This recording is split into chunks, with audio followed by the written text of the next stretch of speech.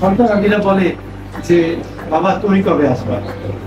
আসলে বাংলাদেশের পুলিশ সদস্যের যখন পুলিশ সদস্যরা বাড়ি যায় তখনই তাদের ঈদ হয়।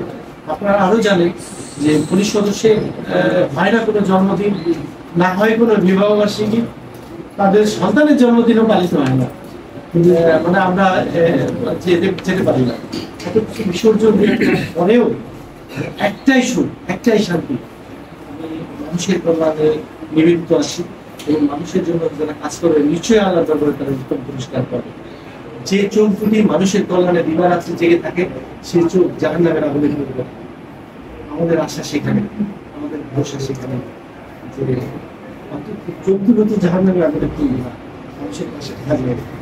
আমি একজন মুক্তিযোদ্ধার সন্তান, এই দেশকে ভালোবেসে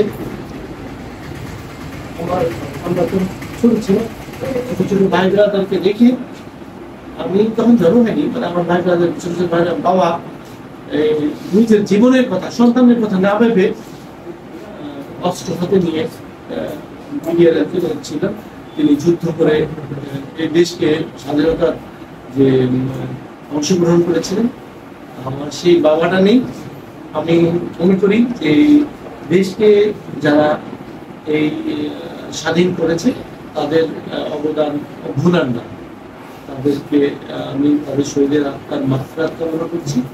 আর সেই সাথে আরেকটা জিনিস বলতে চাই যে এই যে গত যে আন্দোলন গেল, আমি রক্ত পছন্দ করি। এই গত যে আন্দোলন গেল, এই আন্দোলনের সাথে 1860 সালে বাংলাদেশ পুলিশ নির্মাণ হয়েছে। এই 1860 সালের পরে এত পুলিশ কোনোদিন মারা যায়নি। সেই সাথে আমাদের ছাত্র জনতা তারাও এই 71 সালের পরে আবার একটা বিশাল মৃত্যুর মিছিল হয়েছে, যেখানে যারা আত্মহত্যা দিয়েছে তাদেরও আত্মার মাগফিরাত কামনা করেছে, তাদের পরিবারের সন্তপ্ত পরিবারের জন্য সমবেদনা জ্ঞাপন করেছে।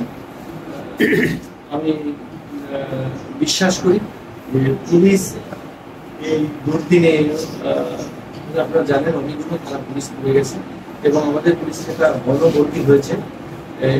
এই বিভিন্ন জায়গায়, এক জায়গায় পুলিশ অন্য জায়গায় দিচ্ছে। আমরা রাজবাড়িতে কোনো ঘটনা ঘটে নাই, এই জন্য রাজবাড়ি পুলিশকে বিভিন্ন জায়গায় বদলি করেছে।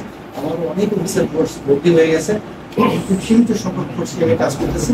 আবার যখন ফোর্স অফিসার একত্রিত হয়ে যাবে দেন আমি আবার পূর্ণদমে, এখনই আমি পূর্ণদমে বের করে দিচ্ছি, কারণ আজকে সেনাবাহিনী চলে যাবে রাজবাড়ি থেকে, পূর্ণদমে বের করে দিচ্ছি।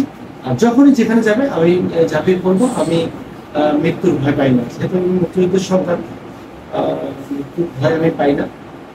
আমি আপনাদের সেবা করে যাবো, এই ছিল আপনাদের কাছে আমার বিষয়।